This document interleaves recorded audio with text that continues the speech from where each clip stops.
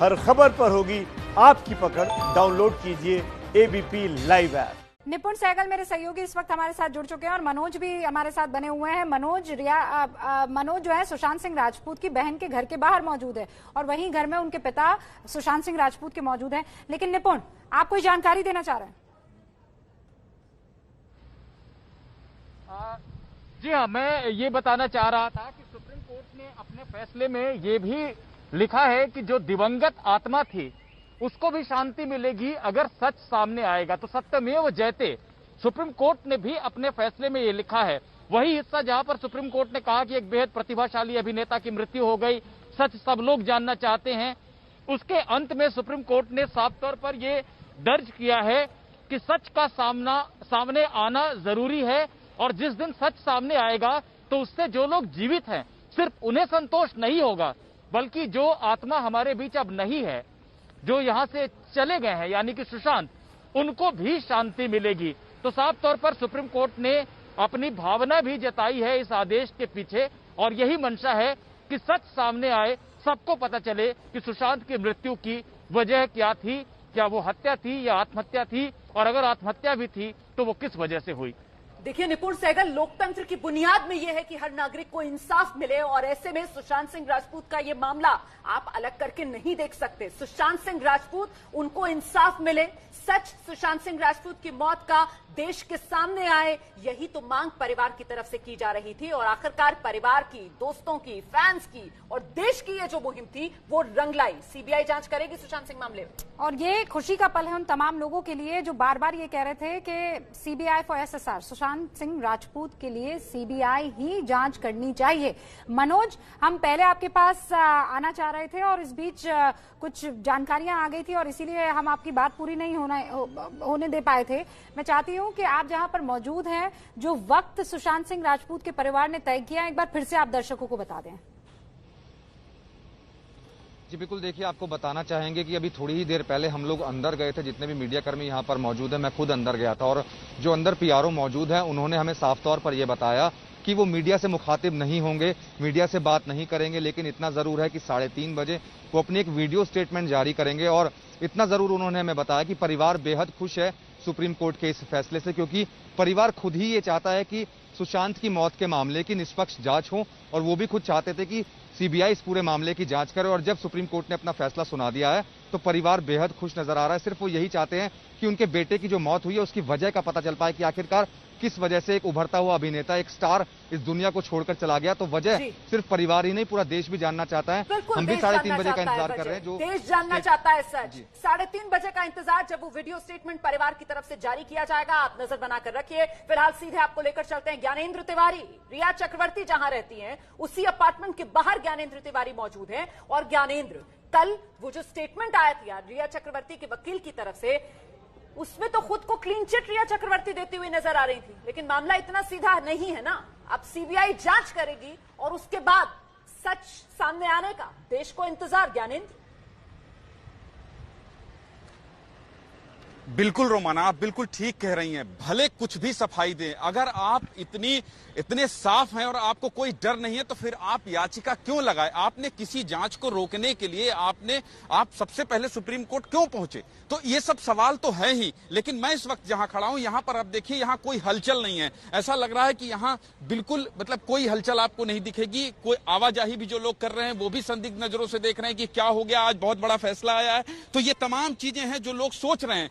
और जिस पर सवाल है सबसे बड़ा कि आखिर महाराष्ट्र सरकार, मुंबई की पुलिस आखिर छिपा क्या रही थी, उन तमाम सवालों से आज रोमाना पर्दा उठ गया है। और न केवल यही, बल्कि जब हम यहाँ खड़े हैं बहुत सारे लोग मुंबई के हमसे आकर पूछ रहे हैं कि क्या हुआ, ये किसका घर है, तो हम उन्हें बता रहे हैं कि रिया चक्रवर्ती का। तो उनको भी पता है कि सुप्रीम कोर्ट से आज क्या फैसला आया। जी ज्ञानेंद्र, रूबिका, आप मुझे ये बताइए, आप 2 दिन पहले मुंबई पहुंचे और जो शख्स वहां ग्राउंड पर मौजूद है, जो वहां की परिस्थितियों को और स्थितियों को देख रहा है, समझ रहा है, और मैं आपको वहां इसलिए प्लेस करती हूं क्योंकि आपने कल वो ताले वाली चाबी वाली और ताले वाली जो स्टोरी की थी, जिस शख्स को ढूंढ निकाला था, उसमें आपको बहुत चीजें समझ में आई होगी ना। क्या छुप रहा है, क्या रुक रहा है, किसको रोका जा रहा है, कौन रोका जा रहा है, क्या महसूस किया आपने वो स्टोरी करते हुए, वो जरा दर्शकों को बताइए।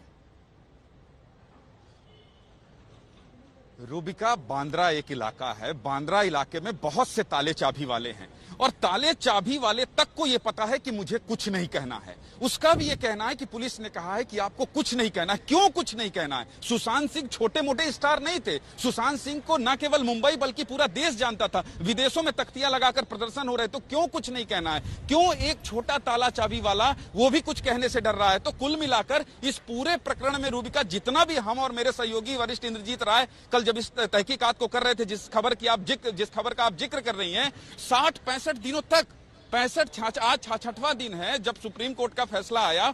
हर गली में आप चले जाओ, हर के मन में एक सवाल है, कुछ तो है। ये क्यों है? एक आम आदमी के मन में, मुंबई में रहने वाले लोगों के मन में, देश में जो सुशांत सिंह के फैन हैं उनके मन में ये सवाल क्यों है कि कुछ तो है? वो कुछ तो है से आज जो पर्दा उठा है, वो बिहार के गुप्तेश्वर पांडे हो या फिर तो किरीट सोमैया, ये सब क्यों कह रहे हैं इतनी बड़ी बात की इस्तीफा दीजिए?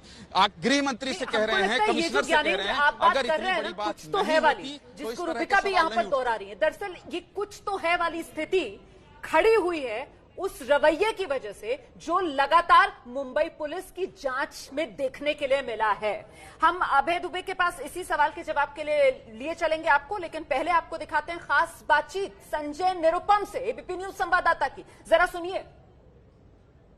चलो रोल। और जिसको देना दे देना। बूम के चक्कर हमारे साथ कांग्रेस के नेता पूर्व सांसद संजय निरुपम जी हैं। निरुपम साहब, आपका एक ट्वीट पढ़ा, आपने अपनी ही सरकार को या अपनी ही पार्टी के लोगों की सलाह दी है, आपकी पार्टी सरकार में है, कि अब जो है सेल्फ एनालिसिस करिए और सेल्फ एनालिसिस करिए जो आगे बढ़िए, इसको एक अपना ईगो का इशू ना बनाए। देखिए, हर विषय को राजनीति के दृष्टिकोण से नहीं देखा जा सकता। सुशांत सिंह राजपूत की जो मृत्यु का मामला है उसको राजनीति से ऊपर उठकर देखना चाहिए। हर विषय पार्टी की लाइन नहीं हो सकती, पॉलिटिकल लाइन नहीं हो सकती। मुंबई पुलिस ने जिस प्रकार से जांच की, हो सकता है वो ईमानदारी से जांच कर रहे होंगे, लेकिन बाहर से साफ साफ दिखा कि कहीं ना कहीं ढिलाई बरती जा रही। 2 महीने बाद भी कुछ साफ दिख नहीं रहा। मुंबई पुलिस में ठोक के नहीं कह सकती है कि ये आत्महत्या ही है, आज तक तो नहीं कहा हमने। तीसरी बात, अगर किसी व्यक्ति का इसमें नाम आ रहा है और किसी व्यक्ति को डर लग रहा है और उस व्यक्ति ने बड़ा खुल के कहा कि हमारा कोई लेना देना नहीं है, तब मुझे लगता है कि पूरी जांच की प्रक्रिया में किसी प्रकार की बाधा उत्पन्न करने के बजाय बोल देना चाहिए कि जिसको जांच कराना है करा ले, जिससे जांच कराना है करा ले। पहली बार हमारे देश में ऐसा नहीं हो रहा है कि स्टेट पुलिस किसी प्रकरण की जांच कर रही हो और एक विवाद के बाद वो विषय सीबीआई के पास, जैसे बहुत बार हुआ है, लेकिन सीबीआई के पास केस जाना इसका मतलब मुंबई पुलिस कमजोर है, अक्षम है, ऐसा नहीं है। सीबीआई के पास केस जाना इसका मतलब ये महाराष्ट्र का विरोधी मामला है, ऐसा भी नहीं है। ऐसा होता रहा, हिंदुस्तान में कई बार हुआ है। तो मुझे लगता है जो सरकार में बैठे लोग हैं अपना दिल को बड़ा करके और राजनीति से ऊपर उठ करके, चूंकि इससे बड़े पैमाने पर जनभावनाएं जुड़ी हैं, बड़े पैमाने पर लोगों की ऐसी इच्छा है कि ये सीबीआई ही जांच करे, स्वीकार करना चाहिए सरकार को, बिना वजह प्रतिष्ठा का प्रश्न नहीं बनाना चाहिए। लेकिन सरकार तो ये कह रही है ना कि ये राजनीति हो रही है, बिहार में चुनाव है, उस चुनाव की राजनीति के लिए मुद्दा बनाया जा रहा है। जो भी आरोप लगे हैं उन आरोपों को लेकर कोई सबूत तो कभी पेश नहीं कर पाया।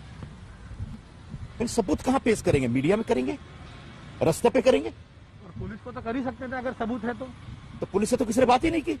वो बेचारा बिहार से पुलिस वाला आया, उसको अंदर डाल दिए। ऐसा है, बिहार के लोग हों या महाराष्ट्र के लोग हों, किसी भी स्टेट के किसी भी व्यक्ति को इस पूरे प्रकरण पर राजनीति करने की कोई जरूरत नहीं। यह गलत होगा, क्योंकि यहां एक फिल्म स्टार मरा है, किसी का बेटा मरा है, किसी का भाई मरा है। चाहने वाले लोग जो बड़े पैमाने पे हैं उनको, उनका एक आइडल मरा। तो ऐसे में इस पूरे प्रकरण की जांच ईमानदारी से, स्वच्छता के साथ, ट्रांसपेरेंसी के साथ हो और इसमें किसी प्रकार की राजनीति न और इसका लाभ कोई राजनीतिक पार्टी न ले, इस प्रकार का आग्रह मेरा होगा। तो आप मानते हैं कि मुंबई पुलिस ने जांच सही दिशा में या सही ढंग से नहीं की? मैंने आपको वही कहा कि हो सकता है, देखिए मुंबई पुलिस की क्षमता पर किसी को सवाल नहीं है। मैं खुद I am very much proud of Mumbai police, एक बहुत अच्छी पुलिस है पूरे देश में। लेकिन मुंबई पुलिस हो सकता है बहुत अच्छे ढंग से जांच कर रही होगी, लेकिन बाहर जो दिखा, जो परसेप्शन बना, उसमें ऐसा लगा कि मुंबई पुलिस बहुत ईमानदारी से जांच नहीं कर पा रही या कहीं ना कहीं ढिलाई बढ़ती जा रही है। वरना 2 महीने बाद भी बहुत साफ साफ समझ में नहीं आ रहा, मुंबई पुलिस ने कभी खुल के कुछ बताया नहीं कि हुआ क्या। तो ऐसे में मुंबई पुलिस इसको प्रतिष्ठा का प्रश्न बना करके सीबीआई के हवाले ईमानदारी से कर दे। मुंबई पुलिस पर सवाल नहीं तो क्या सरकार ने जिस तरह इस पूरे सिचुएशन को संभाला है या उसको आगे ले गए हैं, उस वजह से ये परसेप्शन बना है? आपको लगता है सरकार की वजह से ये परसेप्शन बना है? मुझे नहीं मालूम है। सरकार में बैठे कुछ लोगों का बयान आता रहा है। अब उस बयान के पीछे क्या कारण है, किन वजहों से इस प्रकार के बयान आए, किसी को बचाने के लिए, छुपाने के लिए या सिर्फ अपनी प्रतिष्ठा के लिए, मुझे नहीं मालूम है। इसमें मुझे नहीं जाना है। गलती थी आप मानते हैं मंत्रियों के बयान देना? सही और गलत कुछ नहीं होता। इंपॉर्टेंट ये है, जैसा कि मैंने कहा, कि बिना वजह महाराष्ट्र की सरकार को या महाराष्ट्र के लोगों को इसको प्रतिष्ठा का प्रश्न बनाना नहीं चाहिए। जांच कर रही थी मुंबई पुलिस, सुप्रीम कोर्ट ने कहा सीबीआई करेगी, ठीक है साहब लीजिए, हमारा कोई लेना देना नहीं है, क्योंकि अंततः वो बिहार का बेटा था, तो बिहार के लोगों की भावनाएं इससे जुड़ी हैं और इन भावनाओं का सम्मान होना चाहिए। नहीं, लेकिन 2 महीने की बात आप कर भी रहे हैं, सभी लोग कर रहे हैं। परसेप्शन की अगर बात करें तो जो मंत्रियों की तरफ से बयान आता है, एक इन्वेस्टिगेशन चल रहा है, उसमें गृह मंत्री आके बयान देते हैं और कहता है किसकी जांच होगी क्या नहीं होगी, पॉलिटिकल प्रेशर के अंदर ये पूरा इन्वेस्टिगेशन हुआ। आप मानते हैं क्या किसी को बचाने की कोशिश की है सरकार ने? बार बार जो आरोप लग रहे हैं कि एक मंत्री पार्टी में गया था, एक मंत्री को बचाने की कोशिश की जा रही है। सुप्रीम कोर्ट में तो आदित्य ठाकरे का नाम भी लिया गया और खुद सुशांत के वकील ने कहा कि आदित्य ठाकरे का नाम इसमें आ रहा है। उस बारे में आप क्या कहना चाहते हैं? मुझे लगता है कि ये बहुत प्रीमेच्योर होगा। अभी किसी व्यक्ति को दोषी ठहराना, किसी पे शक करना, अब किसी व्यक्ति का नाम उछालना, मुझे लगता है ये गलत है। जांच अच्छे ढंग से होने दीजिए। कोई माने या ना माने, कोई इस बात को कहे कि ना कहे, सच्चाई ये है कि सुशांत सिंह राजपूत का अब ये पूरा मामला राजनीतिक हो चला है, और स्पेशली तब जब सुप्रीम कोर्ट की तरफ से सीबीआई जांच के आदेश दे दिए। इसका मतलब एक की हार एक की जीत के तौर पर देखा जा रहा है। और जीत किसकी? बिहार पुलिस की। बिहार पुलिस किसके माथत आती है? नीतीश कुमार, जो कि मुख्यमंत्री, उन्हीं से बातचीत की प्रकाश कुमार ने। सुनिए आप। मुख्यमंत्री जी, आज जो सुप्रीम कोर्ट का फैसला आया है, सीबीआई को जांच दे दिया गया इस पूरे मामले की जिम्मेदारी, और आप कहा जा रहा है कि आपने जो सीबीआई को सिफारिश की थी उसी को मान लिया गया है और जो एफआईआर हुआ था उसे भी सही माना गया है। क्या प्रतिक्रिया है इस पर आपकी? नहीं, ये तो बिल्कुल ठीक है। जो कुछ भी किया गया बिहार में वो बिल्कुल जो कानूनी रूप है वही किया गया, और माननीय सर्वोच्च न्यायालय के आज के निर्णय के बाद तो आप समझ लीजिए कि पूरे तौर पर संवैधानिक प्रक्रिया के अंतर्गत कानून का पालन यहां पर किया गया और केस दर्ज किया गया, उस पर जांच शुरू हुई और बाद में सीबीआई को सौंपने की बात आ गई। उनके जिन्होंने एफआईआर दर्ज किया था उनकी सहमति मिली और सीबीआई ने भी इसको स्वीकार कर लिया। और कुछ लोग जो सुप्रीम कोर्ट गए थे, तो आज तो माननीय सर्वोच्च न्यायालय के फैसले के बाद साफ हो गया कि जो कुछ भी था वो बिल्कुल ही न्याय संगत था और कानून के हिसाब से सब काम हुआ था।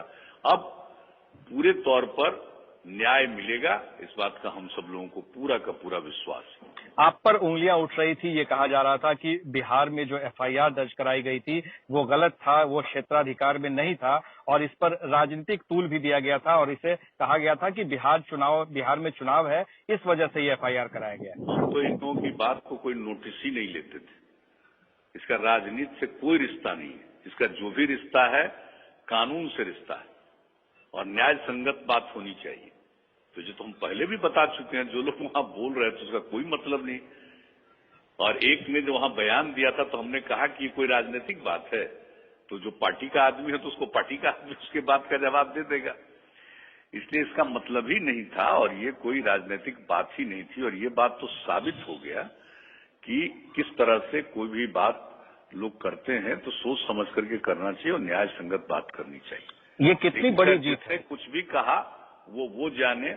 और आज जब माननीय सर्वोच्च न्यायालय का फैसला हो गया तो ये बात तो स्पष्ट हो गई कि जो भी बिहार में किया गया वह न्याय संगत था, कानून के अनुरूप था और हम लोगों ने जो भी कदम उठाए हैं वो बिल्कुल सही थे। इसलिए आज माननीय सर्वोच्च न्यायालय ने निर्णय दे दिया। ये क्या आप लगता है कि ये आपकी बहुत बड़ी जीत है बिहार की, बिहार पुलिस की, कि हर जगह उसे सही ठहराया गया? नहीं, ये तो न्याय की जीत है। ये कोई हम लोगों की जीत नहीं है, ये बिल्कुल ही न्याय संगत बात है। और ये निश्चित रूप से मान करके चलना चाहिए कि अब जरूर उनको न्याय उपलब्ध होगा और सारी जांच होगी, ठीक ढंग से एक एक बात सामने आएगी, जिसका हम लोगों को भरोसा है। जिस तरह के आरोप लगाए गए थे सुप्रीम कोर्ट में भी जो दाखिल किया गया था, रिया चक्रवर्ती के वकील ने किया था और तमाम लोग किए थे कि ये जो मामला है पूरी तरह से इसे डाइवर्ट करने की कोशिश की गई थी, क्षेत्राधिकार नहीं। देखिए ना, उस पर हम उस पर कमेंट नहीं करते। उस पर तो जो भी राज्य सरकार की तरफ से भी जो वकील थे, सीनियर एडवोकेट, उन्होंने भी सारी बात रख दी थी, इसलिए उन लोगों की बात को हम इन सब चीजों को नोटिस नहीं लेते हैं। और माननीय सर्वोच्च न्यायालय ने ही सब कुछ कहे या क्या भी दिया, बाहर बयान दिया, फैसला हो ही गया। अब उनकी किसी बात का कोई वैल्यू है? आपको लग रहा है कि बिहार चुनाव में ये मुद्दा उठेगा? कोई रिश्ता नहीं इसका चुनाव से क्या रिश्ता है? इसका जो भी रिश्ता है न्याय से रिश्ता है, इसका चुनाव से कोई रिश्ता नहीं। बहुत बहुत धन्यवाद मुख्यमंत्री जी। तो बिहार के मुख्यमंत्री नीतीश कुमार को आप सुन रहे थे, जो साफ तौर पर कह रहे हैं कि आप इस पूरे मामले को चुनाव से ना जोड़िए, आप इंसाफ से जोड़कर इस पूरे मामले को देखिए। लेकिन जिस बात का देश को इंतजार था कि सीबीआई जांच हो ताकि सच सुशांत की मौत का देश के सामने आ जाए, वो आज आदेश सुप्रीम कोर्ट ने दे दिए। अब सीधे आपको लिए चलते हैं, तमाम सहयोगी हमारे साथ बने हुए हैं। अच्छा, ज्ञानेंद्र इस समय हमारे साथ मौजूद हैं और जरा समझते हैं ज्ञानेंद्र से कि अब सीबीआई जांच, कहा जा रहा है कि रिया पर नकेल, कुल मिलाकर अब ये मामला किस तरीके से आगे बढ़ता हुआ देख रहे हैं अब आप ज्ञानेंद्र? इस पूरे प्रकरण में अगर किसी का सबसे ज्यादा नाम आ रहा है रोमाना, तो वो है रिया चक्रवर्ती। सबसे ज्यादा अगर कोई बचाव की मुद्रा में है तो वो है रिया चक्रवर्ती। बिहार सरकार के खिलाफ एफआईआर सबसे ज्यादा अगर किसी को आपत्ति है, रिया चक्रवर्ती। सुप्रीम कोर्ट कौन जाती है? रिया चक्रवर्ती। तो ऐसे में ये तमाम किरदार, इसके साथ जो दोस्त वहां सबसे पहले पहुंचे थे, जो नौकर थे, और जिन तमाम लोगों की एफआईआर में जिनका नाम अभी दर्ज हुआ है या दर्ज होना है, ऐसी स्थिति में ये पूरी जांच जो है उस दिशा में जाएगी। और जो सबसे बड़ा सवाल जो अभी संजय निरुपम से हमारे सहयोगी बात कर रहे थे, संजय निरुपम जिस पार्टी से आते हैं उसकी सरकार है, ऐसे में सवाल उठ रहे हैं, वही नहीं उठा रहे हैं बहुत सारे, पार्थ पवार जो कि पवार परिवार के सदस्य हैं। तो ऐसे में जो सवाल उठ रहे हैं, तो सीबीआई उन तमाम मुद्दों को खंगालने की कोशिश करेगी। जैसा कि ओम प्रकाश तिवारी वरिष्ठ सहयोगी बता रहे थे कि क्राइम ऑफ सीन वहां पर फिर से जाएगी, सबूतों को देखेगी, जुटाएगी, क्या हुआ था क्या नहीं हुआ था। तो सीबीआई अब पूरा ये जो पूरा प्रकरण है वो अपने स्तर से जांचेगी, अपने स्तर से देखेगी। मुंबई पुलिस ने जो भी अभी तक इन्वेस्टिगेट किया है वो तमाम दस्तावेज उसे सीबीआई। ज्ञानेंद्र, मुझे आपकी एक बात को दोबारा दोहराना है, और वो बात ये है कि जिन पर एफआईआर दर्ज हो चुकी है और जिन पर हो सकती है, यानी उन लोगों पर भी सीबीआई के अधिकारियों की नजर रहने वाली है जिनका नाम एफआईआर में दर्ज नहीं है। जो अदर्स, अन्य जो लिखा गया है ना, अब उसमें देखना ये होगा कि कौन कौन से चेहरे हैं जो सामने निकल कर आ सकते हैं।